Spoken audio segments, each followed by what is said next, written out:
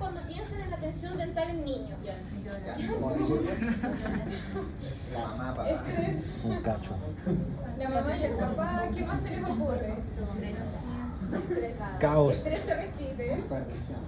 Van a ver que no están así. Más de algún paciente inquieto van a tener, pero la mayoría son más maravillosos que los de adultos. ¿Ya?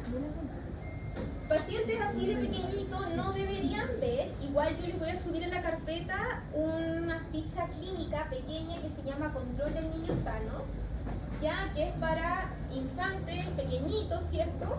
Que ustedes ahí obviamente no van a tomar fotos, no van a tomar modelos, no van a tomar radiografía, pero sí pueden hacer educación con respecto a la higiene, a la dieta caliogénica, hábitos funcionales. Entonces eso se las voy a dejar, y si su docente les dice sí, vean ese tipo de paciente y se los cuenta como preventivo, es ya consideración de su tutor, porque no está dentro de sus competencias, ¿ya? Pero les puede pasar que llegan estos exquisitos que les sonríen todo el tiempo, o otros que van a estar llorando todo el tiempo, ¿ya? ¿Qué es lo que ustedes más van a ver, cierto? Lo que son los preescolares. ¿Saben qué edad son los preescolares más o menos? Desde los 3 hasta los 5 años. Esa es más o menos la edad de los preescolares. Y les puede pasar que tengan unos que son súper alegres, súper divertidos, y otros que son más introvertidos. Y ese introvertido muchas veces de los que mejor se portan. Entonces, al final ustedes tienen que ir conociendo cada uno de sus pacientes, y puede ser que al inicio llegue más introvertido y después al final abrazándolos a ustedes y conversando mucho durante la sesión. Les pueden llegar unos que son más inquietos y revoltosos, y otros que a ustedes hasta le hacen mueca. Por eso, vuelvo a repetir, es importante que ustedes los vayan conociendo, adaptándolos siempre a la atención del sillón y viendo que, vamos a ver después en la misma clase, lo que son las emociones de los niños, pero a veces hay niños que llegan la tercera sesión muy alegre y la cuarta pataleta y no se quiere atender. Eso es muy común en los niños. La odontopediatría se destaca ya que es a partir de ella que nuestros pacientes van a delinear su futuro en lo que se refiere a la salud dental. Yo acá les había dicho, tenemos dos opciones. El paciente que es primera vez que viene al dentista, que es con ustedes, y el paciente que ya ha tenido experiencias previas. El que viene por primera vez ha visto programas de televisión que hablan de los dentistas, depende de la experiencia de los hermanos mayores, de los padres. Y el que viene y ya ha recibido atención amplia, acuérdense que ustedes tienen que hacer una buena anamnesis. ¿Qué tratamiento le realizaron? ¿Fue o no con anestesia? ¿Cómo fue esa situación? Los resultados de aprendizaje, vamos a ver las reacciones emocionales más comunes y los roles y características individuales involucrados en la atención odontopediátrica. ¿Ustedes saben a qué nos referimos con triángulo de la atención odontológica? ¿Qué diferencia tenemos con la clínica de adultos? Porque acá tenemos el factor paciente-dentista. Pero ¿qué otra conforma este triángulo? Apoderado. Tutor de niños. ¿Cierto? Los apoderados, padres o tutores. Entonces, dependiendo de cómo son los padres, es también cómo ustedes se pueden preparar a cómo va a ser el niño y cómo abordarlo. Las emociones, ¿vieron la película Intensamente? Sí. Ya, esto refleja mucho cómo son los niños.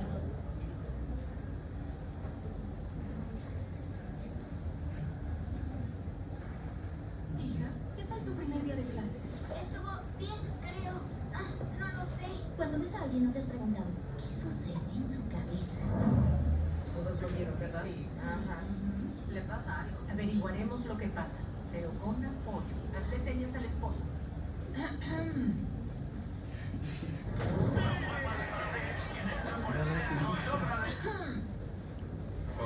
Nos está mirando. ¿Qué fue lo que dijo? ¿Qué? Lo siento, señor. Nadie escuchó nada. ¿Sacando basura y el asiento del sanitario? ¿Qué? ¿Qué quieres, mujer? ¿Qué? Hazle otra seña. Oye, Riley, ¿qué tal la escuela? Esto me está pasando. Dejamos al piloto de helicóptero brasileño por él. Voy a tener. Tuve un gran día, ¿de acuerdo? ¿Qué hiciste? Dijiste que actuaríamos en forma natural. Riley, ¿estás bien, hija? Señor, hizo un gesto hacia nosotros. Entiendo. Poco de fuerza. Entiendo que tengo que ponerme firme. No. Firme, no. Riley, no toleraré esa actitud. ¿Quieres actitud? Yo te la mostraré. Respira. ¿Cuál es tu problema? Déjame en paz, ¿sí? Detectamos niveles altos de insolencia. Nivel de defensa 2. No sé qué esté causando esta falta tan grande de respeto. ¿Quieres meterte conmigo? Sí, pues... Pónganse firmes. Llaves a su posición. Listos para disparar, señor. ¡Fuego! ¡Basta! Ve a tu cuarto. ¡Ya está listo! ¡Nos pusimos firmes! Bien hecho, caballeros. Eso casi fue un desastre. Pero qué desastre. Ya, si se fijan, este extracto de esta película, pero los niños son muy así. Ya, no sé si algunos de acá tienen hermanos pequeños o hijos. Ay, sí, qué bueno. Las emociones de los niños son súper variables y pequeños detalles pueden hacer que su día se arruine completamente. Por ejemplo, su paciente vino feliz en la mañana, pero en el ascensor algo pasó que el papá lo retó y eso va a hacer que esté todo el rato amurrado con ustedes. ¿Ya? Entonces los niños son súper variables, pero al mismo tiempo hay técnicas de adaptación, que lo vamos a ver en la clase número 3, que ustedes les van a ayudar a resolver esas situaciones. Como por ejemplo la distracción. Es muy fácil ocupar esa técnica en los niños y eso hace que se salgan de este enojo, por ejemplo, que pudiesen tener. Por otra parte, esto está sacado en Escobar. Ustedes van a escuchar mucho durante las clases de ontopediatría del Escobar, que este está de forma física y digital en la bibliografía de acá, ¿ya? Pero fíjense, el desarrollo emocional, los niños se desarrollan a partir de sus emociones. Lo vamos a ver en la misma clase más adelante, que según el tipo de padre, es qué tipo de niño se va a ir desarrollando y eso también lo va a llevar a su adultez finalmente. Van a ver que los niños van a reaccionar desde sus emociones. Si el niño está cansado o tiene hambre, va a ser mucho más emotivo, mucho más enojado y todo le va a molestar mucho más. Cosa que a los adultos igual nos pasa, pero no lo verbalizamos ni lo llevamos al exterior. Los niños sí. ¿Cuáles son las características de las emociones de los niños entonces? Brevedad.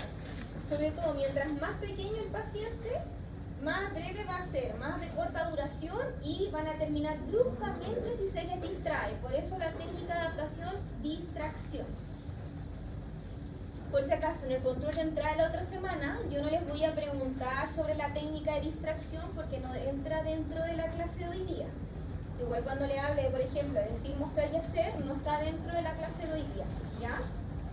Intensidad, desproporción entre el estímulo y la respuesta. Por ejemplo, yo siempre les digo, cuando van a hacer el grabado ácido, de partida no le decimos al niño que vamos a hacer grabado ácido. Ustedes hablan de que le van a aplicar un líquido azul que tiene sabor a jugo de limón.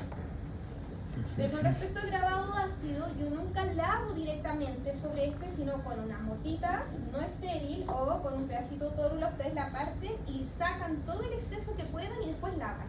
¿Para qué? Para que les llegue menos sabor a la boca. Porque esos pequeños disgustos, sobre todo si es que no le avisan, es que el niño va a despertar sus emociones. Es transitorio, son cambios rápidos de un estado a otro, sobre todo si tiene sueño. Frecuencia, el niño puede reaccionar todas las veces que quiera, ¿ya? Y la emotividad se manifiesta visiblemente, o sea, ustedes lo van a ver, ya sea de manera explosiva, según el tipo de paciente, o también retrayéndose y no hablándoles nada. Formas entonces emocionales más comunes, primero la alegría, ¿cierto? Que es el sentimiento positivo, esta sensación de bienestar.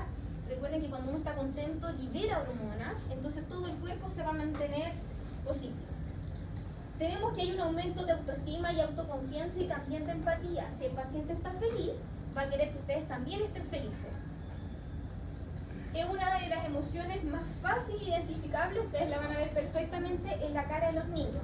Ahora, no necesariamente es que el niño esté hablando sin parar, porque acuérdense que ustedes tienen que ver las características individuales de su paciente y ahí van a ver lo que ustedes van a prepararse para esperar según su paciente qué características vamos a ver. Porque puede ser que él que esté alegre, una leve mueca sin hablar nada, como otro paciente más extrovertido que les va a hablar un montón. La rabia o ira, ¿cierto? Respuesta emocional de la infancia más frecuente que el temor. Se enojan porque no pueden entender lo que les sucede. Por eso es importante la técnica decir, mostrar y hacer según el nivel, ¿cierto?, educativo que tenga el paciente en ese momento. Obviamente no le van a hablar igual a un paciente de 5 años que a uno de 12, 13 años. Pero es importante que dentro de sus características cognitivas, ustedes le hablen y le expliquen las cosas que van a hacer. Porque si no, ellos rabia, pataleta automáticamente. Constituye un excelente modo de llamar la atención y satisfacer sus deseos. Por eso es importante, y siento que con esta clase uno los asusta un poco, pero después no es así en clínica, pero uno tiene que acostumbrarse a hablarles constantemente. Porque si ustedes los ignoran, también los va a enojar. Entonces uno le está hablando, le está explicando, o pueden usar, no sé si han visto en clínica algunos que usan como unos brazos de plástico que se conectan, o sea, que se afirman en el mismo mango del bracket, y pueden poner ahí su teléfono y mostrarle alguna película o videoclip si es más grande, por ejemplo, y eso también los mantiene más entretenidos. Pueden llegar enojados a la consulta, eso es muy típico, y ahí usamos la técnica de distracción, pequeñas mejoras, refuerzo positivo verbal inmediatamente. Manifestaciones. Los primeros meses llora, grita, pataleta en general, muy explosivos pero muy cortitos por lo general, muy fáciles de distraer. Y a medida que van creciendo, estas pataletas son más largas y son más difíciles que el vuelva a ustedes. Y en el caso cuando son más grandes, puede ser muchas veces que aparte de una pataleta y no quiere nada con ustedes, puede ser indiferencia y silencio. Ya acá se victimizan más. ¿Todo bien hasta ahí? La ansiedad. Respuesta normal y necesaria. Acá, sobre todo si el paciente tuvo experiencias malas previas o los padres le transmiten eso. Ahora ya no es común, pero ¿se acuerdan que antes cuando uno era más chico, los monitos animados, ¿cierto? El dentista se mostraba como algo malo. Entonces, obviamente, cuando uno iba a atenderse con un dentista, se asustaba. Causas más imaginarias que reales que van de la mano con esto que responde a un problema subjetivo.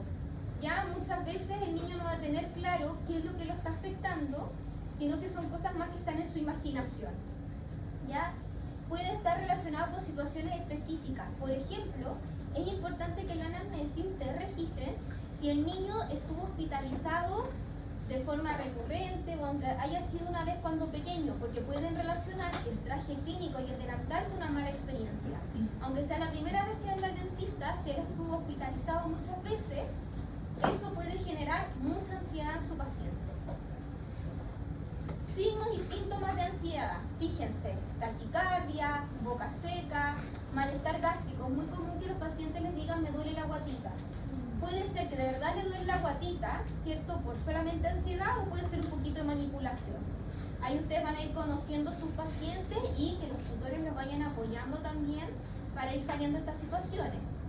Alteraciones en la respiración, aumento del estado de alerta, sudoración facial y de manos, movimientos corporales espontáneos junto con la tensión muscular, sobresalto fácil. Micción frecuente, ¿saben qué es eso? Ya. Al igual que me duele la guatita, quiero hacer pipí. Son dos frases muy comunes, chiquillos. Obviamente, si quiere hacer pipí, tienen que dejar que vaya, pero si después ustedes van viendo que sesión a sesión quiere hacer pipí a cada rato, justo cuando está full estresado y la mamá le cuenta que no van al baño y no pasa nada, ustedes ahí por lo general, ¿qué es lo que tienen que hacer? Decirle, ya corazón, hacemos esto y terminamos. Entonces ustedes como que lo van distrayendo y le van dando instrucciones claras del proceso que van a hacer para poder terminar de forma más rápida. Tampoco se trata que ustedes vayan parando siempre, porque si paran siempre, el paciente ya se puede volver más manipulador o ustedes van a poner nervioso y al final nunca van a hacer los tratamientos.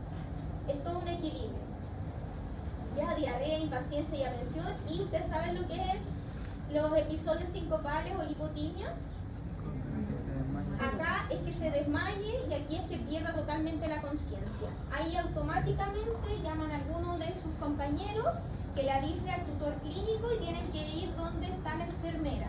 La enfermera, por si acaso, está al lado del dispensario del piso 6, pero ustedes nunca dejan solo a su paciente. Ahora, yo he visto que en clínica un niñito está cansado y no quiere nada más y finge estar dormido, sí. Pero igual hay que hacer el protocolo igual y siempre acompañarlo, no lo podemos dejar solo, ¿ya?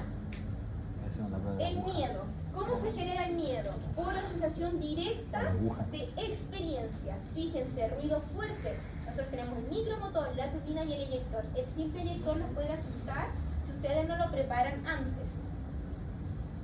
Dolor obviamente y movimiento brusco. Uno con los niños tiene que ser rápido pero suave, ¿ya?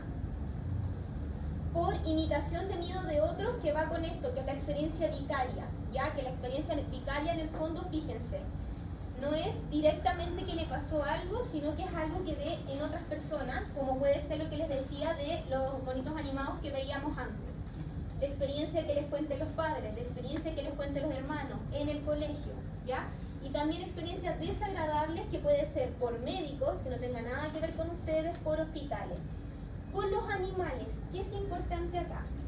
Ustedes después con sus docentes van a ir viendo qué vocabulario van a utilizar, pero en mi caso, cuando pongo anestesia, yo nunca le voy a decir al paciente anestesia ni aguja, sino que yo le digo que voy a poner una agüita dormilona. Le digo, vas a sentir que yo te peñisco y le peñisco muy suave el brazo así en la encía y luego que un líquido frío va a entrar. Esa es mi explicación. ¿Qué es lo que pasa? Algunos les dicen, vas a sentir como una picadura una abeja. ¿Y qué pasa si el niño le tiene terror a las abejas? ¿Ya? Porque esas cosas, eso tienen que ir viendo ustedes en clínica en el fondo. ¿Ya? Es importante que vieron mi mail, ¿cierto? Que les envié de cómo va a ser la clínica esta semana, que es Dentalink, todo lo que vimos en la primera clase de los requisitos. Pidan y pregunten cuál es el papel de presupuesto, cuál es el de rayo, cuáles son las interconsultas. Traten de revisar que tengan Dentalink bien cargados, si no me mandan un mail.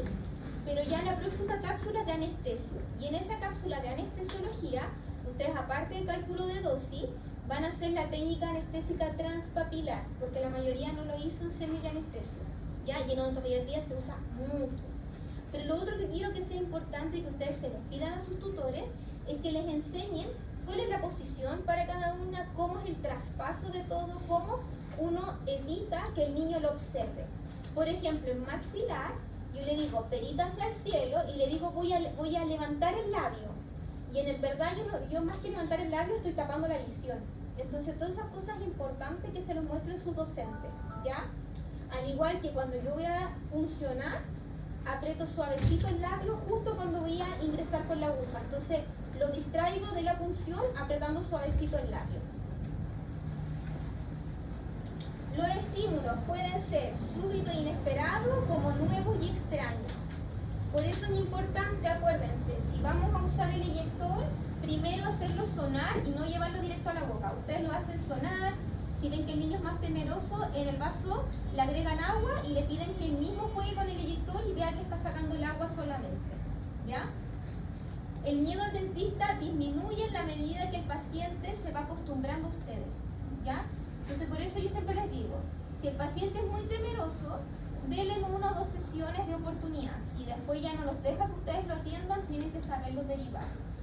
Se asustan a veces porque no hay tanto paciente y no quieren derivar, pero están sesiones y sesiones perdiendo que al final no avanzan y es peor para ustedes. Sufren ustedes, sufre el paciente y cuando hay muchos niños llorando en clínica se genera un efecto dominó que empiezan a todos los pacientes a manosear. Entonces, sean conscientes con ustedes y con todos de que si en 2 sesiones no me deja, tengo que derivarlo, ¿ya?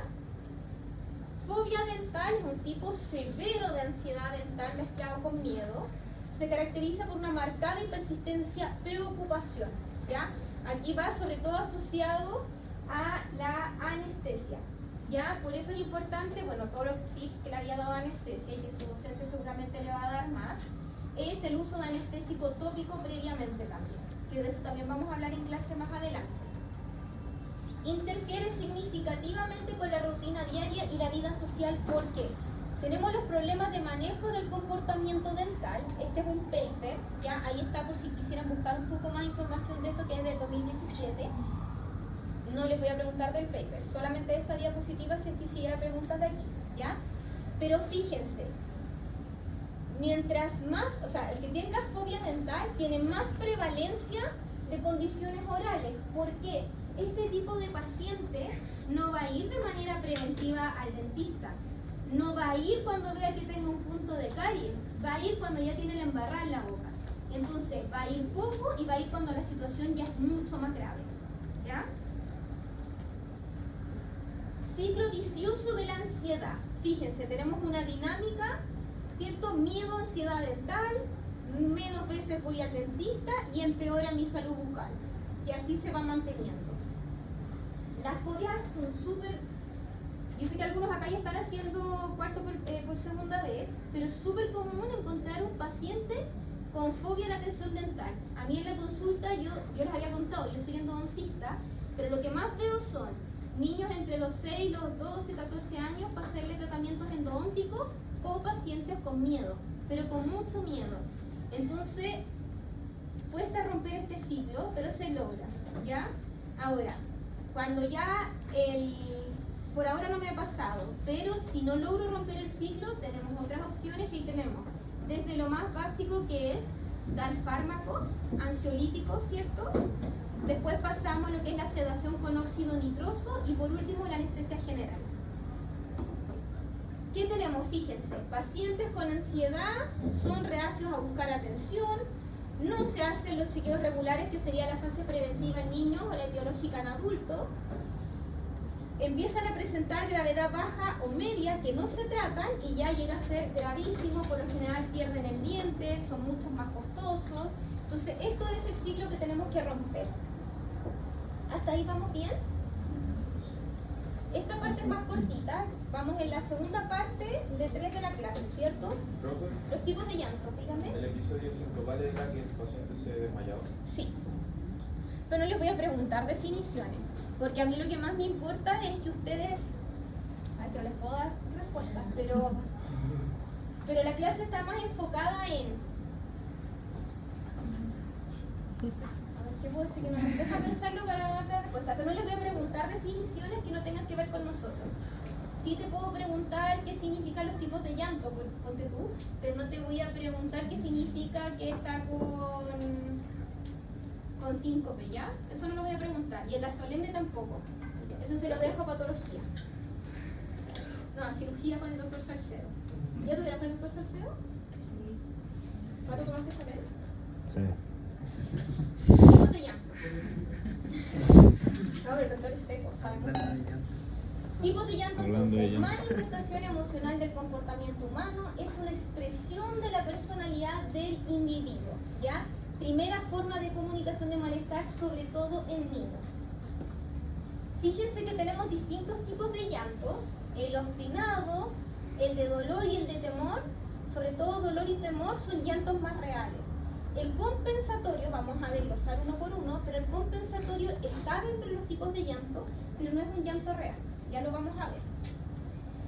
El llanto obstinado, fuerte, tono agudo, este es el que se dice que es como una sirena. Este es el más fuerte y el más molesto para ustedes. Fíjense, gritos, amenazas, patalea, full acá, ¿ya? Representa la respuesta externa del niño a su ansiedad. Entonces acá, distracción para tratar de que el niño vuelva con nosotros. Y una vez que ustedes con la distracción vuelve con ustedes, decir, mostrar y hacer, refuerzo positivo, acá van a tener que usar el control de la voz, todo eso lo vamos a ver en la clase número 3. Debe ser manejada obviamente antes, porque si el niño está con pataletas, es muy peligroso que ustedes estén trabajando en la boca, ¿ya? ¿Qué hacer? Tienen que entender por qué está llorando. Tienen que ver que quizás algo le ocasionó. Por ejemplo, que ustedes no usaron la técnica de decir, mostrar y hacer, no le explicaron lo que iban a hacer antes de llevarlo a su boca, se asustó y reaccionó.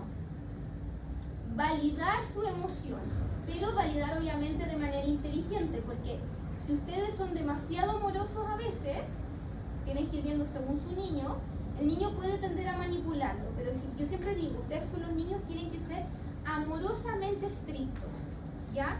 Siempre amorosos, siempre simpáticos, siempre entendiéndolo, pero mostrando que la situación, ustedes son las que la están manejando, ¿ya? Y ven, control de la voz se usa mucho. Esto es lo que les decía, sedación, anestesia general. general no es competencia de pregrado, eso es de la especialidad de odontopediatría. Llanto por temor. Acá son lágrimas y sollozos. Acá es como que les faltara el aire. ¿Ya? También puede ser con una pataleta, pero fíjense que ellos van a evitar el contacto visual porque ellos le tienen miedo a ustedes. ¿Ya? Esto igual es súper triste y también tienen que parar. Acá por lo general uno lo va a sentar, va a hacer que tome agüita, va a empezar a jugar con él. ¿Qué hacer? Ustedes tienen que inspirar confianza, tienen que ver qué cosas le está ocasionando el temor. Acá es muy buena la técnica decir, mostrar y hacer.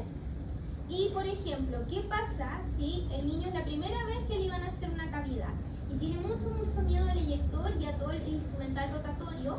Ustedes dicen, no importa, vamos a hacer una técnica intermedia, que la vamos a ver más adelante, que se llama RT, o ustedes la conocen igual como se puede utilizar lo que es la inactivación de caries.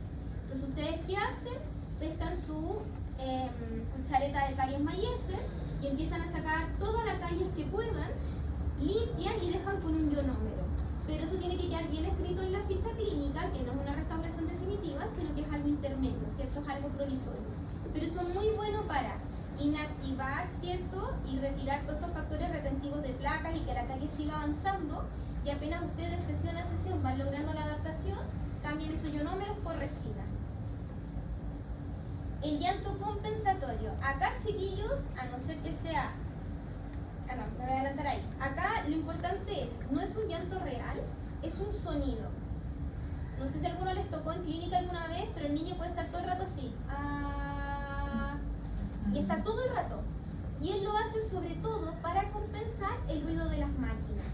Entonces, si el niño hace eso, pero abre la boca, no se mueve, ustedes lo dejan tranquilito. Siguen trabajando. ¿Ya? Pasa, y pasan adultos. No, Y el adulto es más incómodo todavía. Ya, fíjense, es la manera en cómo el niño va, ¿cierto?, a enfrentar esta situación. Mi papá hacía ese sonido cuando iba a inyectar la anestesia. ¿Viste? Muchos pacientes lo hacen porque saben que le da susto la anestesia, entonces es su forma de compensar. Hay algunos que empiezan como a tararear una canción también. ¿Qué hacer? Solamente si es muy incómodo para ustedes, pueden hacer una solicitud como muy como favor, pero ¿para qué? Mejor dejarlo tranquilito. ¿Ya? Llanto por daño. Chiquillos, este es terrible, obviamente, si alguna vez les pasa, ustedes no lo querían hacer, pero acá el niño llora porque le duele, y ustedes lo van a ver en su carita. El problema es que no siempre el niño expresa que le duele, sino que ustedes tienen que estar siempre mirando sus ojos. No usen de estas antiparras para los pacientes que son de color negro y que tapan sus ojos, porque ustedes tienen que observarlo. Hay niños que ustedes ven que tiene como una lagrimita corriendo acá porque le está doliendo y no les está avisando. Entonces ustedes siempre vean los ojos, las reacciones, sus manitos, sus piernas, vayan viendo también físicamente cómo el niño va reaccionando. Obviamente jamás trabajar con dolor, la atención para y ven si pueden reforzar, porque si al niño lo perdieron por esa vez, lo perdieron porque al niño le dolió. ¿Ya? ¿Qué yo les recomiendo? Acuérdense que las exodoncias no son competencia ni de cuarto ni de quinto por programa, pero en ambas clínicas, si les toca, ustedes tienen que hacerlo. ¿Ya? Exodoncia de dientes primarios. ¿Ustedes saben lo que es la sindesmotomía? ¿No todavía no han visto cirugía? Sí, Todos. es soltarla. Exacto, entonces, cuando ustedes van a hacer una exodoncia, primero anestesia, siempre es mínimo un tubo. Ustedes tienen que calcular según el peso del niño cuánto pueden poner, pero siempre es mínimo un tubo. Tienen que ver si es superior, es infiltrativa, se duerme, la transpapilar no va a sentir nada porque está dormido, y después ustedes comprueban anestesia. Si está totalmente dormido, hacen sindesmotomía y recién se van a utilizar el forceps. Cuando en cirugía les van a decir que hay instrumentos más elegantes. En odontopediatría lo hacemos con la sonda de caries, en el punto de despegar la zona del epitelio al inicio, como separar el diente con la primera parte, casi llegando a la parte ósea. Entonces tú con la sonda vas en 360 grados despegando toda esa zona. ¿Ya? Y si fueran inferior, tienen que atreverse con la SPICS. No se justifica que ustedes vayan a utilizar infiltrativa, transpapilar o refuerzo sublingual si con la SPICS anestesia todo. Más encima, con los niños, yo les voy a enseñar después la técnica porque el sitio de punción varía según la edad, pero más encima los niños recuerden que el hueso es súper esponjoso, súper irrigado, entonces con la pura Spix anestesiaron todo, ¿ya? Y siempre pedir disculpas al paciente. Obviamente no se van a poner a llorar con el paciente porque después los papás no le van a tener confianza a ustedes, pero tienen que ser... Lloren después.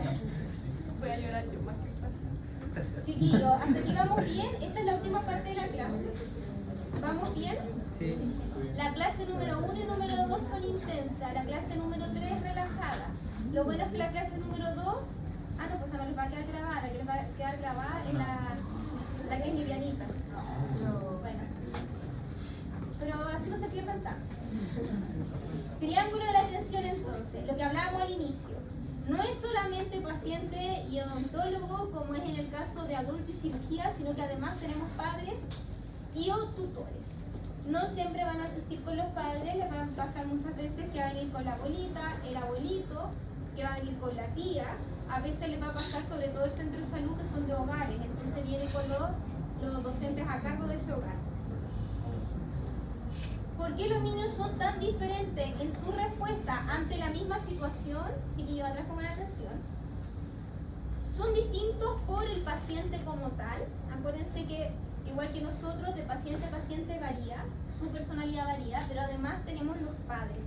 Y según el tipo de padre, es como esperamos que sean los niños. Según Bowlby, tenemos los padres autoritarios, permisivos y democráticos. Pero ¿de cuál vamos a hablar de esto? Vamos a hablar del padre con sobreprotección, que fíjense como muestra acá la imagen, y son papás que van a estar encima y mirando todo lo que ustedes hagan. El niño dice, ay, y ellos casi van a estar encima viendo qué pasó, ¿ya? Entonces ustedes tienen que ahí mostrarse en modo zen, mostrarse seguros, aunque estén nerviosos por dentro, tienen que estar seguros, porque si el papá los ve inseguros, no va a querer que ustedes sigan viendo a su hijo, ¿ya? Fíjense, sentimiento exacerbado de amor, afecto, protección. Acá se asocia sobre todo a abortos previos, cuando ha tenido múltiples abortos antes de ser coincidido su hijo. Larga espera. Ustedes saben que hoy en día, ¿cierto? Hay hartos tratamientos de fertilización in vitro y pueden estar 4 o 5 años intentando ser padres. Muerte de hermanos, madres que no pueden tener más hijos. Eso es como lo típico. Relata maduración psicológica normal del niño, pero por lo general es más infantil, porque es un niño que es lo que conocemos como más aguaguado, ¿cierto? Que es este niño más regaloneado. Sobreindulgencia, ¿qué tenemos acá? Asociado también con sobreprotección, pero aquí además de sobreprotección, todo lo que quiera el niño los padres se lo dan, todo. Entonces, ¿qué les va a pasar acá? Que a veces el niño no se quiere seguir atendiendo y no se quiere seguir atendiendo. Y ahí ustedes tienen que usar técnicas de distracción y de refuerzo positivo. Porque él está acostumbrado a eso, a mucho refuerzo positivo. Si ustedes tienen que ser hábiles acá en el sentido de lo que yo les decía, el niño ya no quiere más y ustedes, por ejemplo, están haciendo un sellante, pero ya hicieron el grabado con la aplicación del ácido, ¿cierto? Y ustedes van a la parte de adhesivo y ven que el niño ya se quiere poner rebelde. Acá empiezan a decir, corazón, esto es rápido, vamos a poner una pinturita, y mientras que ustedes van trabajando en la boca, le van hablando para distraerlo y hacerlo más rápido la atención. Porque recuerden, igual que en la resina, si ustedes aplicaron ácido y el niño cierra la boca o pasa la lengua por el lugar, se contaminó y todo vuelve desde cero. ¿Ya? ¿Se acuerdan de eso, cierto? Sí. Carencia afectiva. Tenemos acá que va desde una leve despreocupación a la indiferencia. Acá fíjense, ¿qué pueden ver ustedes? Que lloran fácilmente, que son tímidos y que no quieren cooperar, ¿ya? Acá en la carencia afectiva o en el rechazo es muy común, sobre todo en el rechazo, que sean esos típicos padres que ustedes les piden la dieta y nunca se las entregan. O que les piden tómense la radiografía y nunca se las toman. ¿Ya? Entonces ahí ustedes tienen que ser más estrictos con los padres que con los mismos niños. Acá en la carencia afectiva, por lo general tenemos niños más retraídos, aquí por lo general tenemos niños más enojoncitos. Pero ambos van de la mano con lo mismo, entonces ustedes tienen que ser muy empáticos con ellos, demostrarles que están preocupados por su tratamiento, conversarles harto, decir, mostrar y hacer, harto refuerzo positivo. Efectos de la ansiedad, sobre todo materna, igual puede ser de los padres o cuidadores, pero sobre todo se asocia con la parte materna. Ya vamos a ver la otra clase un poco de eso de la... Ay, se me olvidó la palabra.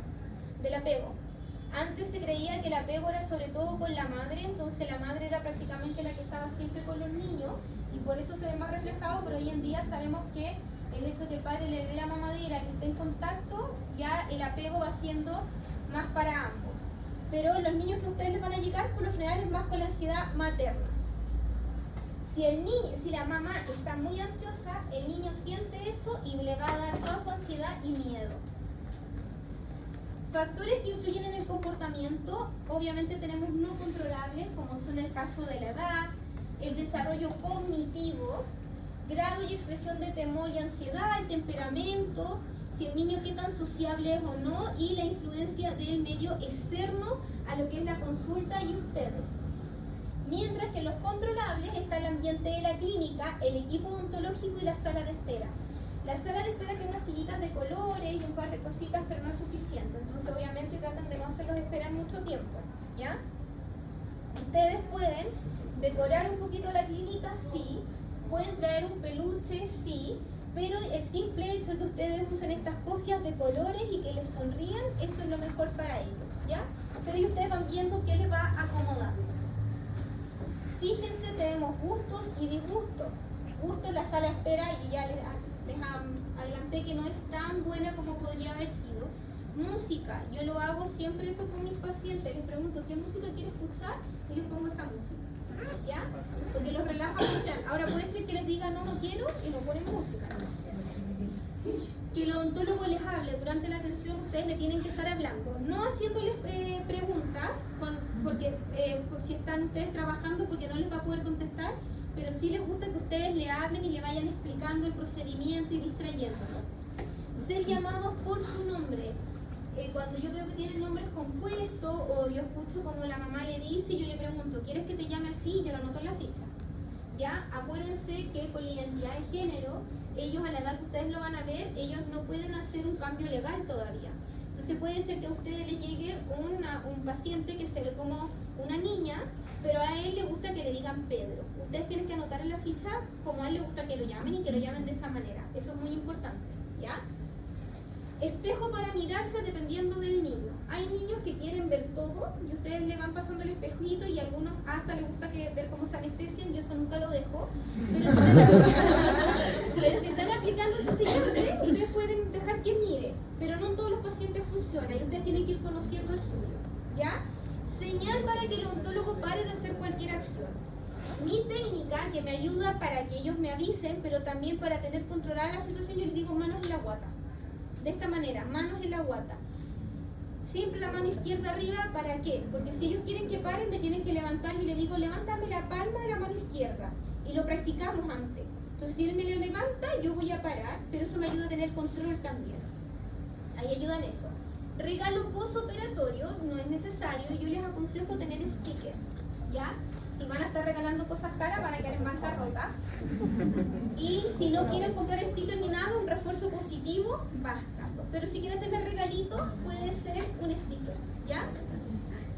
Si se portó mal esa sesión, aunque siempre es maravilloso, esa sesión no le dan regalo. Es solamente un premio a la buena conducta. Disgusto, que se les haga esperar. Ahora, si ustedes tienen horario a las 8, el dispensario lo abren a las 8:15, entonces ustedes van a citar paciente 8:20, 8:30. Pero su paciente no lo citen a las 8:30, sino que cítenlo por lo menos 15 minutos antes. Porque entre que lleguen, se ingresen abajo en el piso 1 y suban, ya va a haber pasado 10-15 minutos. Entonces siempre cítenlo 15 minutos antes de lo que lo quieren atender. Si ustedes ven que se demoran más, tienen que citarlo más tarde. Pero por lo general son 15 minutos entre que lleguen abajo y después suban hasta donde están ustedes. El olor a la consulta o el aliento al odontólogo. Chiquillos, si alguno es fumador, Halls, perfume, crema, todo, porque los niños no lo toleran, ¿ya? Los rollos de algodón van a tener, la tercera cápsula, si no me equivoco, es de aislación, cinturones de banda matriz y tórulas. De las tórulas compradas hay dos tipos. Está la rígida, que es para adultos, y hay una que es como con una mallita y viene como el algodón envuelto en esta malla. Esas son las flexibles, estas son las recomendadas en niños porque no es como la otra que es más rígida y les incomoda. ¿Qué pasa si su paciente tiene 3-4 años? Yo les aconsejo confeccionar su tórula, que ahí los docentes, sus tutores la tienen que enseñar, y si no les quedó claro, me lo preguntan a mí y yo les puedo mostrar un día cómo se hace, súper fácil, ¿ya? Pero es para que sepan que, según la boquita del niño, es qué tórula voy a usar. El fresado, obviamente, por eso es importante que en esmalte, ustedes lo saben, de preclínico, en esmalte solamente turbina, considerando que se sobrecalienta el diente, pero además también es más rápido. Y si ustedes ven que en baja se están demorando demasiado en profundidad, pueden usar cuchareta de caries o ir alternando también para ayudar eso. También hay, bueno, cuando les toque rehabilitación, pidan ayuda a sus docentes, pero otro tips, por ejemplo, es, yo siempre les digo, sin miedo tienen que sacar el esmalte sin sustento, porque si quieren partir, por ejemplo, sacando en profundidad y quieren esmalte sin sustento, todo eso debajo tiene caries y al final están trabajando de más y se están demorando más. Entonces, sin miedo sacan el esmalte sin sustento y ahí la visibilidad es mucho más rápida, ¿ya? Lucen los ojos. El paciente, como son pequeñitos, según el sillón que les toque, hay algunos que se van resbalando. Entonces ustedes tienen que ir subiendo a su niño y viendo que la lámpara no le llegue justo a los ojos. Obviamente que se burlen de él. Acá el humor negro no funciona con los niños, por favor, a no ser que ya tengan mucha confianza o que sean familiar. Ser reprendido por el odontólogo, por eso les digo que tienen que ser amorosamente estrictos. Le tienen que decir, pucha corazón, si no te lavas los dientes, acuérdate que van a empezar a salir los bichos, se te van a poner los dientes negros y feos. Pero yo lo estoy reprendiendo con amor. No decirle, no seas cochino, lávate los dientes. No, ¿cierto? ¿Ah? Y informes desagradables a los padres. Si tienen que hablar algo muy complicado con los padres, mejor que no sea al frente de los niños, ¿ya? Sobre todo si son más adolescentes. Clasificación clínica de la conducta. Van a tener falta o no cooperadores, ¿cierto? Estos son los más difíciles, máximo 2 sesiones, y si no los derivan al posgrado. Cooperadores, esto es la mayoría del grupo. Yo sé que con esta clase uno los asusta harto, pero la mayoría de los pacientes que les van a llegar son cooperadores, ¿ya? Ojo, que un paciente con ansiedad leve controlada puede ser cooperador, ¿ya? Ahora, tiene los cooperadores potenciales, que estos son los que uno tiene que irle dando la oportunidad a la adaptación y va viendo cómo va mejorando a medida que va pasando sesión a sesión. Pero pueden tener conducta incontrolada en la primera visita, que después va mejorando, conducta desafiante, que es el no quiero, déjame, es el paciente que le cierra la boca, resistencia pasiva, que ahí es que los ignoran en el fondo. Pero por otro lado, podemos tener también, ustedes pueden decirle cooperador potencial o potencialmente cooperador. Ambas formas está bien dicho, ¿ya? Puede ser tímido, ¿cierto? Y el cooperador tenso. Entonces, estos 5 tipos, puede ser un potencialmente cooperador y que va a estar todo perfecto, ¿ya? Influencia del dentista. La actitud y el lenguaje corporal. Esto dentro de las técnicas se llama técnica de parte no lingüística o de el lenguaje corporal. La forma en que ustedes se paran, en la forma en cómo ustedes lo miran, el que les sonrían, todo eso les ayuda a ellos obviamente a relajarse. Ya las habilidades de comunicación son fundamentales desde la primera visita y siempre se tiene que mantener. Acá ojo que yo siempre les digo esto, ya sea en cualquier clínica, si ustedes un día llegan enfermos, se sienten pésimos, tienen que hablar con su tutor a ver si su tutor les puede ayudar ese día, a ver si su compañero que está sin paciente lo apoya y le ayuda a realizar el tratamiento, hacer algo pequeñito, simplemente si se sienten muy mal, explicarle a los padres y no atender ese día, ¿ya? Categorías de actividades con las cuales ustedes pueden ir fomentando o estimular la conducta. Vamos a ir viendo una por una. Primero, estamos casi terminando y sé que esta clase es larga. Obtención de datos y observación. ¿Qué deben analizar? ¿Ya? ¿Cómo enfrenta el niño la situación odontológica? Ahí tienen que ver la anamnesis previa, pero también desde la primera vez que ustedes lo ven, cómo entra desde la sala de espera, al pasillo, y cómo llega a si llega al sillón y se queda paradito, o si se sienta, por ejemplo. Todo eso ustedes lo tienen que ir analizando al inicio. Si es cooperador, interesado, aburrido, acá parece que ustedes lo categorizan en idealmente cooperador, potencialmente cooperador o no cooperador. Si el niño muestra espontaneidad y si él quiere conversar con ustedes o está súper retraído, ¿cómo se va desarrollando con el tiempo? Porque acuérdense que sesión a sesión vamos haciendo adaptación, sesión a sesión vamos a ir teniendo esta dinámica. Al principio suena agotador para ustedes, pero créanme que después van a ver que la clínica se da solo, ¿ya? Responde al intento de amistad con profesional o permanece impersonal, distante o resistente. ¿Qué pasa si él es más retraído y más distante? Ustedes no lo van a estar forzando. Obviamente si ustedes van haciendo su tratamiento, él responde bien, pero no quiere conversar con ustedes, no lo presionen tampoco. La estructuración, algunas maneras de estructurar una visita. Explicar el procedimiento de tratamiento, obviamente según el nivel cognitivo del niño. Hablamos desde bichitos hasta enfermedad de caries, ¿cierto? Preparar al niño para cada fase del tratamiento. O sea, el sellante, ustedes parten hablando desde la profilaxis, que es con la escobilla, ¿cierto? Sin pasta profiláctica. Eso se los voy a explicar más adelante. ¿Saben por qué el sellante se hace profilaxis sin pasta profiláctica? ¿Qué se les ocurre? ¿Han tocado la pasta profiláctica? Es como, más que eso también es oleosa, es como aceitosa. Entonces si ustedes aplican eso antes, van a generar una capa entre el diente y el sellante, entonces interfiere la adhesividad. ¿Ya? Entonces ustedes, perdón por irme por las ramas. Pero el paciente, entonces ustedes le explican desde el micromotor, ustedes con una escobilla que no van a usar con él, sino que una suavecita que tenemos para jugar con los niños, lo hacen andar, que lo toque primero, ya, está aceptado, lo llevamos a la boca y hacemos la profilaxis. Después ustedes le explican lo de las tórulas, ponen las tórulas, después le van a aplicar lo del juguito de limón, o sea, el líquido azul con sabor a jugo de limón, aplican el ácido. El dicalero, ustedes le tienen que mostrar el dicalero, ¿cierto? ¿Se acuerdan del dicalero? Este instrumento que tiene una puntita pequeña, con eso ustedes van a llevar el sellante a todos los surcos y fisuras. Y después la luz azul.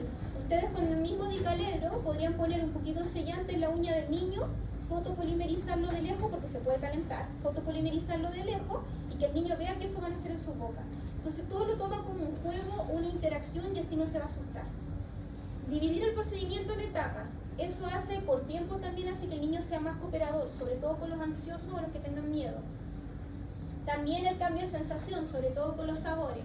Acuérdense, les vuelvo a decir la importancia de sacar el exceso de ácido y después lavar, porque así no le llega tanto sabor a la boca. Informar al niño cuándo será su próxima visita y le pueden decir qué van a hacer ese día. Porque al niño le gusta que ustedes no solamente lo planifiquen con los padres, sino que lo integren a la situación. Entonces cuéntenle, nos vamos a ver la próxima semana y vamos a hacer más dibujitos en los dientes, por ejemplo.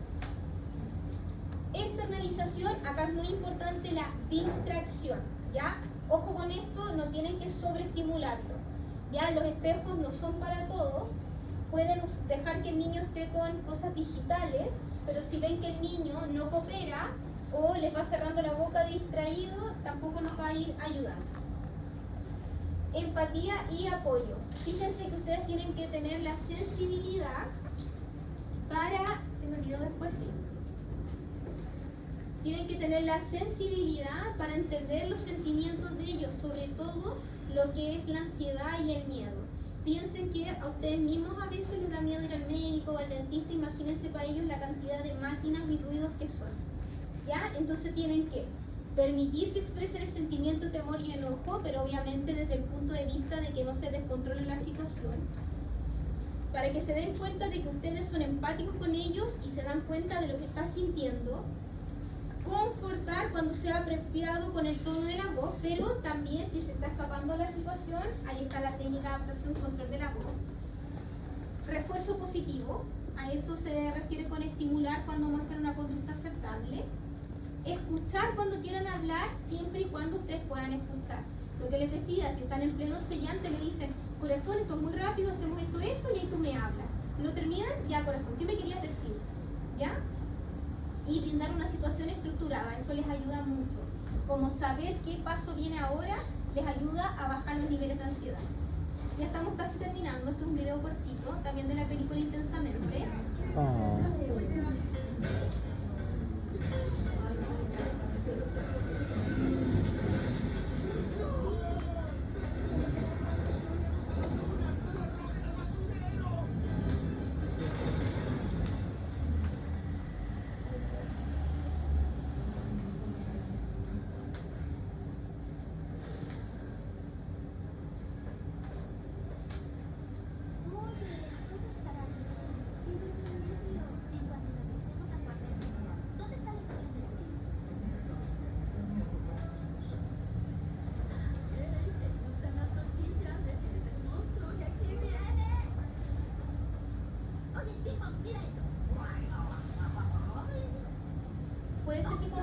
pacientes, ustedes tengan esta chance de que siendo muy alegres y entretenidos con ellos, logren sacarlos de su estado emocional, pero otras veces ellos necesitan que tú te pongas en su lugar, como acá lo va a hacer Tristeza, para que la escuchen.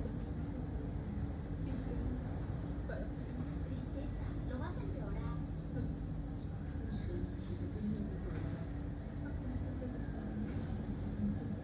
Oh, fueron maravillosas. Y aprendimos a vivir.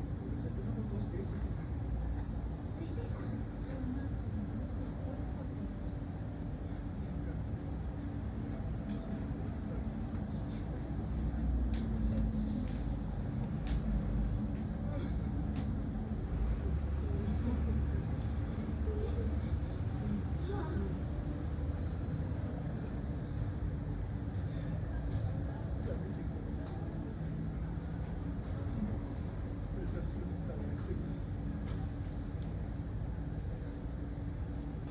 Ven que puede ir variando, va variando de niño a niño, por eso es importante que ustedes vayan conociendo a sus pacientitos y vayan viendo qué es lo mejor para ellos.